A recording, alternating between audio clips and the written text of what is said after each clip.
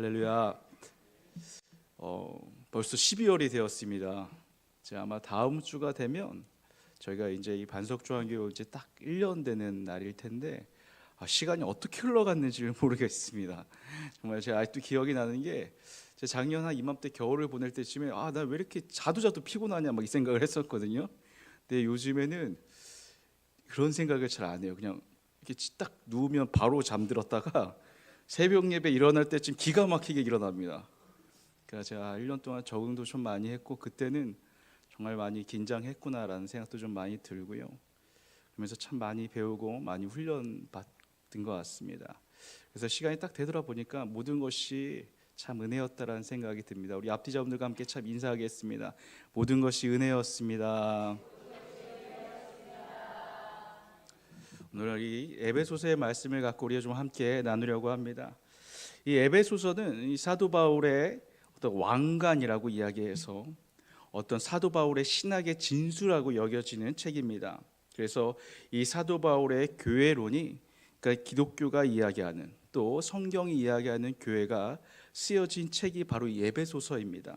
그래서 이 에베소서는 단순하게 그냥 교회만 딱 이야기하는 것이 아니라 인간론, 또 신론, 구원론, 사단론 이 모든 것이 함께 어우러져서 결국 하나님께서 우리에게 주신 이 교회를 향해 가는 이 책이 결국 이 교회론입니다. 그래서 결국 이 에베소서를 이 사도 바울의 왕관이라고도 이야기하고 그래서 진수라고도 이야기합니다. 그래서 우리가 결국 우리의 신앙이라는 것은 사실은 하나님과 나와의 1:1 관계가 사실 전부인데 그럼에도 불구하고 하나님과 나의 모든 관계가 우리의 신앙을 결정짓는 가장 핵심임에도 불구하고 결국 우리가 왜 끊임없이 교회 안에서 살 수밖에 없고 교회가 우리에게 꼭 그렇게 필요한 것인지를 잘 설명해 주는 것이 바로 이 에베소서입니다. 그런데 참 안타깝게도 우리는 늘 교회 안에서 마치 내 집처럼 내 가족처럼 우리가 이 교회에서 신앙생활을 하면서도 결국 이 교회가 무엇인지를 사실 잘 모릅니다. 그래서 내가 돌아가야 할 때, 내가 하나님께 가까이 가야 할 때 결국 교회로 돌아와야 되는데 교회로 돌아오지 못하는 우리의 늘 안타까움이 있습니다. 그래서 우리와 함께 오늘 이 에베소서를 통해서 결국 우리가 하나님 말씀하시는 그 교회가 무엇인지를 깨달아 우리가 때론 내 삶 속에서 내 신앙생활에서 교회가 때론 실망스럽고 때론 내 교회가 내 마음에 안타까울지라도 우리가 주님 말씀하신 그 교회를 바라보며 교회에 소망을 두고 살아가는 귀한 성도님 되기를 축복합니다. 우리 함께 에베소서 1장 20절 21절 말씀 함께 보도록 하겠습니다. 에베소서 1장 20절 21절입니다. 같이 읽겠습니다. 그의 능력이 그리스도 안에서 역사하사 죽은 자들 가운데서 다시 살리시고 하늘에서 자기의 오른편에 앉히사 모든 통치와 권세와 능력과 주권과 이 세상뿐 아니라 오는 세상에 일컫는 모든 이름 위에 뛰어나게 하시고. 아멘. 에베소서 1장 20절과 20절 말씀을 보면 예수님께서 십자가에서 죽으시고 부활하셨다라고 말씀하십니다.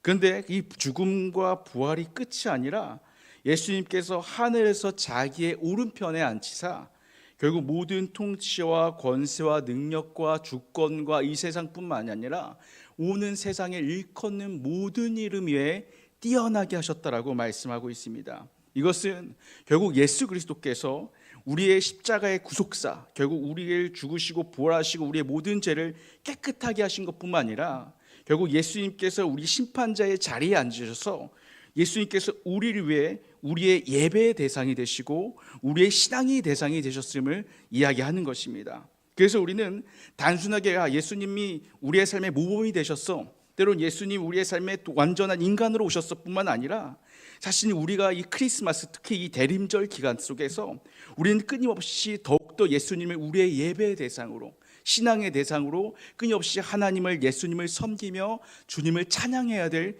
우리의 그 예배의 대상이 가장 교회의 기본이라고 얘기하고 있는 것입니다. 그래서 교회란 무엇인가라고 이야기할 때 교회는 결국 예수님을 섬기는 공동체요 예수님을 예배하는 공동체인 것입니다. 그래서 우리가 이웃을 섬기는 것도 중요하고 우리가 선교하는 것도 중요하고 전도하는 것도 중요하지만 우리의 신앙의 가장 큰 중심은 무엇이냐면 예배인 것이고, 그 예배 안에서 우리는 끊임없이 예수님을 섬기고 예수님을 찬양하며 예수님을 예배하는 신앙 공동체가 되어야 되는 것입니다. 그래서 신앙의 중심에는 예배가 있고 예배의 중심에는 늘 예수 그리스도가 있어야 합니다. 그래서 결국 우리가 한 가지 더 깊이 들어간다면, 결국 예배가 우리의 삶의 중심이 되기 위해서는 결국 강대상에서 선포되어지는 그 말씀이 우리 신앙의 삶의 중심이 되어야 됩니다. 근데 참 세상이 악해져가고 교회의 신앙의 성도의 삶이 무너지고 있는 것이, 성경을 읽는 말씀은 매우 중요시 여기면서 사실 예배는 중요시하다고 여기는데, 막상 우리가 강대상에서 선포되어지는 그 말씀이 정말 우리의 신앙의 가장 중요한 말씀이라는 것을 모른 채로, 잊어버린 채로 살아갈 때가 사실 너무나도 많습니다. 우리가 결국 우리의 신앙생활에 교회의 중심이 있어야 된다는 것은, 결국 예배가 우리의 삶의 중심이 있어야 되고, 그 예배가 우리의 삶에 가장 중요하다고 여기는 것은, 우리 신앙의 중심에는 내가 섬기는 그 예배에서, 내가 섬기는 그 교회에서 선포되어지는 그 말씀이 우리의 신앙의 중심에 있어야 되는 것입니다. 제가 예전에 20대 후반에 섬기는 한 6개월 정도 섬긴 교회가 있었습니다. 6개월 정도 섬긴 교회가 있었는데, 그 교회는 3년마다 목사님이 나가고, 또 3년마다 목사님이 나가고, 또 3년마다 목사님이 나가는 교회였어요. 그래갖고 그 교회에서 아주 오랫동안 신앙생활 하신 할머니 권사님들이 너무 힘들어 하셔갖고, 어떻게 알고 소개와 소개를 건너갖고 좀 우리 교회를 좀 지켜주십시오 하고 제가 그 교회를 6개월 동안 섬긴 적이 있습니다. 제가 아직도, 저는 이렇게 과거를 이렇게 기억하고 사는 스타일이 아닌데, 자, 또 그때 받았던 충격과 그 모습이 제 눈에 선합니다. 가니까 가장 먼저 놀랐던 게 뭐냐면, 대표 기도하는 사람이 두 사람이 올라와서 대표 기도하는 거예요. 담임 목사님이 세우신 사람, 그리고 담임 목사님을 반대하는 사람, 이렇게 두 부류가 올라와서 대표 기도하는데요, 대표 기도가 막 서라운드로 막 들려요. 야, 기가 막히다 막 이랬었는데, 그리고 가장 충격적 받았던 장면이 뭐냐면, 그 담임 목사님이 축도하자마자 교회 조폭들이 이렇게 올라가고 그 담임 목사님을 끌어내리는 장면이 제 눈에 참 선합니다. 자, 아직도 그 사건이 순간 찰나에 일어났음에도 불구하고 머릿속에 잊혀지지가 않아요. 그래서 그 다음 주부터 이제 할머니 권사님들이 도저히 못 찾겠다 싶어갖고 교회를 지키겠다고 해서 아침 이제 9시부터 교회 문 앞에 장의자를 펴놓고 할머니 권사님들이 교회를 지키겠다고 그 문을 버티고 서 있는 거예요. 그래서 이제 젊은 사람들이 별로 없으니까 제가 이제 가서 막 도와드리고 막 했는데, 자, 또 그때 그 교회는 진짜 지옥이었습니다. 지옥. 주일날 아침에 눈 뜨는 게 너무 싫어갖고, 아침에 9시쯤 눈 뜨면 교회 가기 싫어갖고, 교회 가기 싫다 그러면서 결국 이제 억지로 몸을 교회를 이끌고 나가서 그 교회를 지키겠다고 막 싸웠던 기억이 사실 납니다. 근데 아직도 기억이 남는 게, 그 교회가 무너지는 순간들이 다른 게 무너지는 게 아니라 예배가 무너지기 시작하는데, 그 예배가 무너질 때 결국 강대상이 무너지기 시작합니다. 강대상의 권위가 무너지는 것이죠. 그리고 강대상의 권위가 무너지기 시작하면서 하나님의 말씀이 무너지더라고요. 그러니까 그 당시에 있던 교회들 다음 세대들이 다 하나님 말씀으로 받아들이지를 못해요. 세상의 가치와 하나님 말씀이 동등하다 못해 세상의 가치가 더 위에 있는 거예요. 그러니까 그 교회 청년들이 다 동성애를 헷갈려요. 동성애가 성경에 분명하게 죄라고 이야기하는데 그게 죄인지조차도 헷갈리기 시작하는 거예요. 그래서 제가 그때 확인한 것이, 알게 된 것이, 교회는 다른 게 무너지는 게 아니라 말씀이 무너지게 돼 있고, 성도들의 마음이 무너지는 것이 다른 게 무너지는 게 아니라 하나님의 말씀으로 받아들이지 못하는구나 라는 걸 제가 그때 알았어요. 근데 참 요즘은 안타까운 게 모양과 형태만 다를 뿐이지 제가 요즘 이렇게 이제 목사가 돼서 이렇게 돌아다니다 보면, 요즘 여러분 잘 모르시겠지만 제가 목사라고 그러잖아요. 그러면 어느 교회 섬기세요? 그래요. 제가 반석중앙교회 섬기고 있습니다. 그러면 인터넷에서 그 자리에서 찾아봅니다. 네이버에서 반석중앙교회 찾아봐갖고 반석중앙교회 딱 사진 보여주면서 이 교회 섬기는 거 맞으세요? 이렇게 물어봅니다. 그러니까 요즘은 제가 이렇게 뭘 그런 거에 이렇게 집착하는 스타일도 아니지만 참 목사의 권위가 참 많이 무너진 시대예요.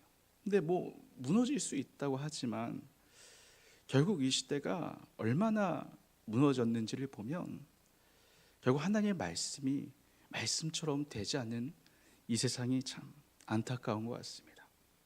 우리가 결국 무엇을 회복해야 되느냐? 사실은 말씀이 회복되는 것이고, 말씀이 회복되는다는 것은 무엇이냐면 강대상의 권위가 회복되어지는 것입니다. 이것은 누가 억지로 그 권위를 회복시켜 줄 수 있는 것이 아니에요.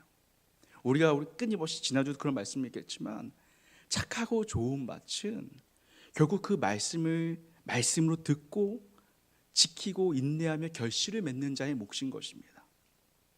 내가 그 말씀을 온전히 듣고 지키고자 하는 마음이 없다면 아무리 좋은 말씀이 강대상에서 쏟아진다고 한들 그 말씀이 나와 상관없게 되는 것이죠. 그래서 사랑하는 성도 여러분, 우리가 더욱더 이 악한 세대 속에서 세상의 풍조에 따르지 아니하고 광대상에 쏟아진 그 말씀을 내 삶의 중심에 두고, 교회를 내 신앙의 중심으로 두고, 예배를 내 신앙의 중심에 둬서 주님의 말씀대로 주님의 뜻대로 살아가는 귀한 성도님 되기를 축복합니다. 한 가지 더 보도록 하겠습니다. 두 번째입니다. 우리 한번 보여주실까요? 다 같이 읽겠습니다. 은혜 아래에 거하는 교회. 교회는 결국 은혜 아래에 거해야 합니다. 우리 에베소서 말씀 한번 보시죠. 그 다음 말씀입니다. 같이 읽도록 하겠습니다. 그러므로 생각하라. 너희는 그때 육체로는 이방인이요 손으로 육체에 행한 할례를 받는 무리라. 칭하는 자들로부터 할례를 받지 않는 무리라 칭함을 받는 자들이라. 그때 너희는 그리스도 밖에 있었고 이스라엘 나라 밖의 사람이라. 약속의 언약들에 대하여는 외인이요 세상에서 소망이 없고 하나님도 없는 자이더니. 네, 우리 12절에 보면 그때라는 표현이 있습니다. 여기서 그때라는 것은 무엇이냐면 예수 그리스도께서 십자가에서 죽으시고 부활하시기 전을 이야기합니다. 그래서 예수님이 이 땅에 오셔서 죽으시고 부활하시기 전에는 이방인인 우리는 그리스도 밖에 있었다라는 것입니다. 이스라엘 나라 밖에 있었다라고 이야기합니다. 약속들의 언약에서도 외인이요라고 이야기하는 것은 하나님께서 우리에게 주신 그 언약과는 전혀 상관이 없는 사람이라고 이야기하는 것입니다. 그래서 너희는 이 세상에서 소망이 없다는 것은 완전히 없는, 하나님도 완전히 없는 자라고 이야기하는 것입니다. 결국 이방인이라는 것은 무엇이냐면 내가 아무리 하나님을 외치고 부르고 찾고 구해도 하나님이 우리의 삶 가운데, 우리의 기도 가운데, 우리의 부르심과 그 외침 가운데, 우리의 고통 가운데 찾아오실 이유가 아무것도 없는 것입니다. 그런데 예수께서 우리의 삶 가운데 십자가에서 죽으시고 부활하심으로 말미암아 예수님께서 우리의 삶 가운데 찾아올 의무가 생기신 것입니다. 우리의 약속 가운데, 우리의 부르심 가운데, 우리의 기도 가운데 하나님께서 가까우실 이유가 생긴 것입니다. 그래서 우리 그 다음 말씀 한번 볼까요? 같이 읽겠습니다. 이제는 전에 멀리 있던 너희가 그리스도 예수 안에서 그리스도의 피로 가까워졌느니라. 그는 우리의 화평이신지라. 둘로 하나를 만드사 원수된 것 그 중간에 막힌 다물자가 육체가 하시고 법조문으로 된 계명의 율법을 폐하셨으니 이는 둘로 자기 안에서 한 세 사람을 지어 화평하게 하시고 또 십자가로 이 둘을 한 몸으로 하나님과 화목하게 하려 하심이라. 원수된 것을 십자가로 소멸하시고. 아멘. 그래서 예수께서 우리 십자가에 죽으시고 부활하신 사건은 이방인인 우리에게는 우리의 원수되었던 우리가 우리의 하나님과 우리의 사이를 화목하게 하셔서 주님과 가까우게 하신 사건인 것입니다. 그래서 이 사건은 우리에게 무엇을 의미하면 이미 우리가 교회 안에 있는 것, 우리가 사실 이미 예배 가운데 있다는 것은 이미 우리의 삶 가운데 은혜가 찾아오는 것입니다. 왜냐하면 우리는 예수님의 십자가와 부활과 그 사건이 없었더라면 유대인과 달리 하나님을 우리가 예배할 수 있는, 우리가 하나님을 찾을 수 있는, 하나님을 구하고 우리에서 하나님께서 우리의 삶 가운데 찾아올 어떤 의미도 사실 없기 때문인 것입니다. 근데 예수께서 우리의 삶 가운데 우리 십자가에서 죽으심과 부활하심으로 말미암아 예수님 우리의 삶 가운데 찾아오신 것이죠. 이것은 이미 사실 우리의 삶 가운데, 우리의 신앙 가운데 은혜가 족한 것입니다. 우리 한 가지 또 말씀 볼까요? 고린도후서 말씀입니다. 고린도후서 12장 9절 말씀입니다. 다 같이 읽도록 하겠습니다. 나에게 이르시기를 내 은혜가 내게 족하도다. 이는 내 능력이 약한 데서 온전하여짐이라 하신지라. 그러므로 도리어 크게 기뻐함으로 나의 여러 약한 것들에 대하여 자랑하니니 이는 그리스도의 능력이 내게 머물게 하려 함이라. 아멘. 바울조차도 은혜가 내게 족하다고 이야기합니다. 우리의 삶 가운데, 우리의 신앙 가운데 사실 이미 은혜가 족한 줄 믿습니다. 그래서 우리가 다른 어떤 것이 아니라 그리스도의 능력으로, 예수 그리스도의 능력으로 살아가시는 귀한 성도님들에게 축복합니다. 근데 우리가 한 가지 좀 짚고 넘어가야 될 것은 결국 문제는 우리의 삶 가운데 은혜가 잃어버렸다라는 것입니다. 우리가 은혜로 행하고 은혜로 섬기고 은혜로 우리가 끊임없이 주님 안에서 살아가면 너무 감사하고 너무 기쁠 텐데 사실 우리의 삶의 은혜는 참 찾기가 어렵습니다. 그래서 이 계시록 2장 4절에 보면 예수님께서 에베소에게 말씀하시기를 그러나 너를 책망할 것이 있나니 너의 처음 사랑을 버렸느니라. 그러므로 어디서 떨어졌는지를 생각하고 회개하여 처음 행위를 가지라. 만일 그리하지 아니하고 회개하지 아니하면 내가 내게 가서 내 촛대를 그 자리에서 옮기리라 라고 말씀하고 있습니다. 예수님께서, 하나님께서 이 에베소 교회를 책망하시면서 너희가 수고하고 너희가 인내하고 너희가 주를 위해서 산 것은 내가 알지만 중요한 것은 너희가 책망할 것이 있다. 그것은 무엇이냐면 처음 사랑을 버렸다라는 것입니다. 그러니까 우리가 은혜를 잃어버렸다는 것은 다른 말로 이야기하면 주님께서 내게 처음 찾아오실 때 그 부어주신 마음, 그 처음 사랑을 우리가 사실 잃어버린 것입니다. 그래서 에베소 교회는 우리에게 끊임없이 너희가 첫사랑, 첫 마음을 추억하지 말고 그냥 기억에 머무르지 말고 그 처음 사랑을 회복해야 된다라고 이야기합니다. 그래서 우리의 삶에는 끝까지 처음 그 마음 그대로 예수님이 다시 오실 그날까지 끊임없이 우리가 그 첫사랑을 가지고 은혜와 기쁨과 감사 가운데 끊임없이 주님의 신앙 가운데 살아가야 된다라고 이야기하고 있습니다. 그래서 그 첫사랑을 회복하기 위해서는 이 요한계시록 말씀은 우리에게 뭐라고 이야기하냐면 어디서 떨어지는 일을 생각하고 회개하여서 처음 행위를 가지라고 이야기합니다. 그래야 너희가 그 촛대를 옮기지 아니하고 주님께서 너희와 함께 하신다라고 말씀하고 있습니다. 우리가 반드시 첫 마음, 첫사랑을 회복해야 될 줄 믿습니다. 그렇게 살아가는 성도님 되길 축복합니다. 저는 제가 늘 이렇게 올라오면서 계속 그런 얘기를 많이 했지만 첫사랑을 잃어버린 적이 있습니다. 그러니까 우리가 시편 1편에 우리가 잘 아는 말씀으로 죄인이 의인의 몸에 들지 못한다라고 이야기하잖아요. 그러니까 저는 그게 천국뿐만 아니라 제가 하나님의 심판과 하나님 앞에 완전히 탁 떨어졌을 때 제가 가장 고통스러웠던 것은 예배였어요. 그 예배 드리는 것이 너무 고통스럽고 너무 힘든 거예요. 저희들이 하나님 앞에 불평과 원망으로 가득 차갖고 하나님 나 떠나겠습니다. 주님 떠나겠습니다. 나 십자가 내팽겨치고 사명 내팽겨치고 주님 떠나겠습니다라고 얘기하는데 하나님이 저를 멱살 잡고 막 끌고 가고 있어갖고 도망가지는 못하고 하나님 앞에 회복은 해야겠는데 처음 행위를 회복하라는 거예요. 그래서 처음 행위라는 건 제가 처음 예수 그리스도를 가졌던 그 열심, 그 뜨거움을 가지고 회복해야 되는데 그게 진짜 얼마나 힘든지요. 예배를 도망가고 싶었던 적이 한둘이 아니었습니다. 근데 처음 행위를 회복하라니까 진짜 금식도 많이 했지만 기도도 참 열심히 한다고 하는데 기도가 안 되는 거예요. 그래서 항상 이렇게 주님 앞에 기도하고 매일매일 주님 앞에 이렇게 찾아와서 기도하는데 예배 이렇게 기도 교회에 한번 앉아 있으면 하나님 앞에 예배들이 기도하기가 싫어갖고 30분 동안 핸드폰 보고 딴짓거리에 죽어라 하다가 이제 핸드폰 실컷 하고 나서 이제 기도하고 또 기도하고 또 기도하고. 그런데 제가 행위를 주님 앞에 처음 행위를 4년간을 하고 나니까 하나님께서 제 처음 마음을 회복해 주시더라고요.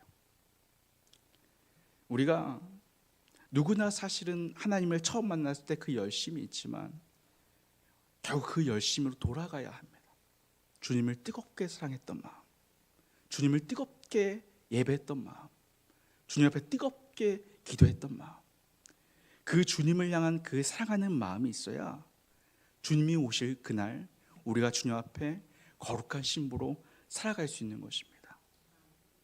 그래서 우리의 마음 가운데 그 주님을 뜨겁게 사랑하는 마음으로 주님 앞에 구원을 받아 천국문에 들어가시는 귀한 성도님 되기를 축복합니다.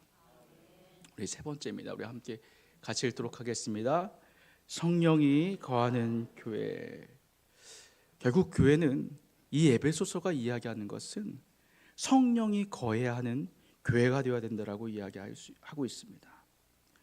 결국 우리가 성령이 거하지 못하면 결국 우리가 어디서 바닥이 나냐면 수고하고 헌신하는 것이 힘이 듭니다. 그러니까 성령이 돕지 못하면 우리가 주님의 말씀대로 행한다라고 이야기하지만 그 행함이 힘들 수밖에 없고 지칠 수밖에 없고 포기할 수밖에 없고 넘어질 수밖에 없습니다. 그래서 우리가 주님의 뜻을 구한다면, 우리가 주님 안에서 살아가는 교회가 되고자 한다면 반드시 이 교회는 성령이 동행하셔야 되는 줄 믿습니다. 그래서 성령이 거하시는 교회가 될 때 교회는 참된 회복이 일어나고 성령의 임재가 충만할 때 참된 교회가 될 줄 믿습니다. 제가 예전에 성령이 충만한 교회를 가본 적이 있어요. 그러니까 너무 성령이 강력하게 임하다 보니까 예배를 드리면서도 막 황홀해지더라고요. 야, 어떻게 이렇게 성령이 임할까? 그래서 막 뭔가 이렇게 황홀해지고 막 뭔가 환상에 사로잡히는 것 같고 막 그 임재에 막 몸이 떨리고 막 그래갖고 야, 믿음이 더 올라가는 것 같기도 하고 막 내가 정말 하늘에 있는 것 같기도 하고 막 그랬던 그 기억이 있습니다. 근데 놀라운 것은요, 예배가 끝나고 나서 이제 교회에서 내려와서 이제 그 황홀한 그 기억을 갖고 내려가는데 한 30분 가는 거예요. 30분. 어떻게 이렇게 성령의 임재 가운데 황홀해지고 막 놀랍고 신비로운데 어떻게 이게 30분 갈 수 있을까라는 생각을 많이 했었거든요. 근데 이게 시간이 지나고 나니까 좀 알 것 같습니다. 우리 함께 말씀을 좀 보도록 하겠습니다. 요한일서 5장 말씀입니다. 요한일서 5장 말씀 다 같이 읽겠습니다. 예수께서 하나님의 아들이심을 믿는 자가 아니면 세상을 이기는 자가 누구냐? 이는 물과 피로 임하신 이시니 곧 예수 그리스도시라. 물로만 아니요 물과 피로 임하셨고 증언하는 성령이시니 성령은 진리니라. 아멘. 이 요한일서 5장 5절 말씀을 보면 결국 예수님께서 이 요한일서의 말씀에서 우리에게 말씀하시면서 이 땅에서 이 세상을 이길 자가 누구냐라고 얘기합니다. 그 이길 자는 결국 예수 그리스도이신데 이 예수 그리스도로 말미암아 살아가는 이 성도는 결국 성도가 이 세상을 이기기 위해서는 결국 무엇이 있어야 되냐면 성령이 반드시 삶 가운데 동행해야 되는데 그 성령이 결국 6절 말씀에 의하면 성령은 진리와 함께 해야 된다라고 이야기하고 있습니다. 그러니까 결국 이 요한일서가 우리에게 이야기하는 것은 무엇이냐면 단순하게 우리가 성령이 임해야 되는 것뿐만 아니라 그 성령이 우리의 삶 가운데 무엇과 동행해야 되냐면 진리와 동행해야 된다고 이야기하고 있습니다. 결국 주님의 말씀이 우리의 성령과 동행할 때, 그 성령이 진리와 합해져서 우리의 삶 가운데 역사할 때, 결국 그 진리와 그 성령이 우리의 삶을 이 세상에서 이길 수 있는 삶으로 살아간다고 이야기하고 있는 것입니다. 그래서 결국 우리 예언일서와 이야기하고 있는 것은, 우리가 성령과 동행하는 그 교회가 되기 위해서는 단순하게 성령만 구하는 것이 아니라 하나님의 말씀 가운데 성령이 동행할 때 우리의 말씀이, 우리의 신앙이 반드시 승리할 수 있다라고 이야기하고 있습니다. 그래서 제가 이렇게 여기 와서 참 깊게 체험한 은혜 중 하나가 뭐였냐면, 하가할 때였었거든요. 말씀을 하가할 때. 그러니까 이렇게 말씀을 계속 읊조리고 하가다 보니까, 예전에 말씀을 해석하고 이해하고 분석하는 게 성경을 아는 것이라고 생각했는데, 제가 이 말씀을 이렇게 하가하다 보니까 말씀이 제 삶 가운데 임하는데, 그냥 말씀만 임하는 것이 아니라 성령이 같이 임하더라고요. 그러니까 그것이 제 삶에 분명하게 깨달아지는 것이, 하나님의 말씀이 성령에 감동되어서 쓰여졌다고 얘기하는데, 결국 우리의 신앙이 온전해지는 것은 말씀이 내 삶 가운데, 내 심령 가운데 임하고, 그 말씀이 성령과 온전하게 동행함으로 말미암아 그 말씀으로 하나님과 가까워질 때 내 신앙이 정말 하나님 안에서 승리하는 삶을 살아간다는 걸 제가 깨달았습니다. 여러분, 우리가 열심히 말씀을 하가하고 사실은 끊임없이 암송하고 외우고 있는데, 우리가 그 말씀이 그냥 우리의 삶 가운데 임하는 것이 아니라 성령님과 동행하여서 우리의 삶 속에서 역사하시는 하나님의 은혜로 임하기를 축복합니다. 우리 히브리서 4장 말씀입니다. 히브리서 4장 12절 13절 말씀 제가 읽어드리도록 하겠습니다. 하나님의 말씀은 살아있고 활력이 있어 좌우의 널선 어떤 것보다도 예리하여 혼과 영과 및 관절과 골수를 찔러 쪼개기까지 하며 또 마음의 생각과 뜻을 판단하시나니 지으신 것이 하나도 그 앞에 나타나지 않음이 없고 우리의 결산을 받으시에 눈앞의 만물이 벌거벗은 것 같이 드러나느니라. 아멘. 그래서 말씀이 성령과 우리의 삶 가운데 동행해서 정말 우리의 삶에 혼과 영과 및 관절과 골수 가운데 있는 우리의 모든 직성이 주의 말씀과 성령으로 드러나서 우리가 주님 앞에 늘 회개하고 거룩한 성령 우리의 삶과 동행함으로 귀하게 살아가는 성도이 되길